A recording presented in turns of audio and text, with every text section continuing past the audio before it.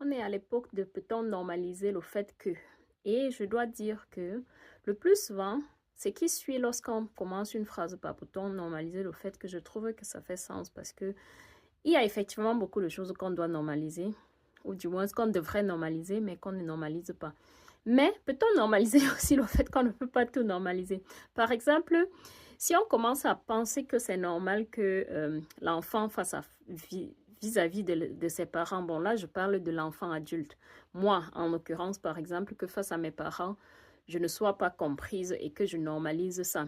Est-ce qu'on peut se mettre d'accord que ce n'est pas ça la normalité des choses? Dans une relation parent-enfant fonctionnelle, la compréhension en fait partie. Ça veut dire que normalement, l'endroit où l'enfant est le mieux compris devrait être dans sa famille. Mais peut-on accepter que ce n'est pas toujours le cas? Oui, oui, ce n'est pas toujours le cas. Et je suis la première à dire que en tant qu'adulte, enfant adulte, il faut couper le cordon ombilical avec ses parents. Ça veut dire que on doit, à un certain niveau, ne plus être sous l'emprise de nos parents. Ça, c'est totalement OK, c'est compréhensible, on accepte.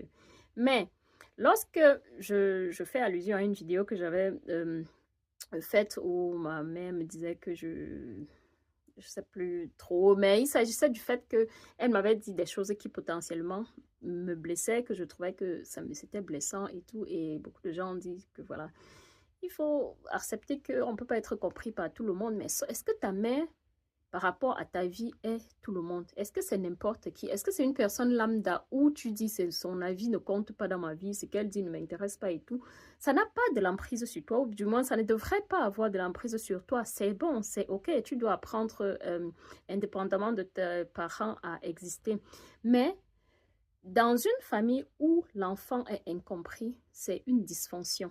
Oui, parce que si je commence à trouver ça normal, ça veut dire que je suis en train d'internaliser le fait que si mon enfant me dit demain qu'il ne se sent pas compris par moi, je vais lui dire, bah, c'est comme ça, il faut accepter. Pourtant, non, c'est la différence avec mes parents. L'éducation que je promeux, c'est être capable de dire demain, lorsque mon enfant me fait ce reproche-là, oui, parce qu'il aura le droit de me faire le reproche, c'est que je ne lui dise pas que bah oui, ok, je l'ai fait pour toi. Ou bien, je sais pas, je t'ai élevé de telle ou telle manière parce que c'était ce qui était le mieux pour toi. Non, c'était le mieux que je pouvais faire, que j'aurais pu faire.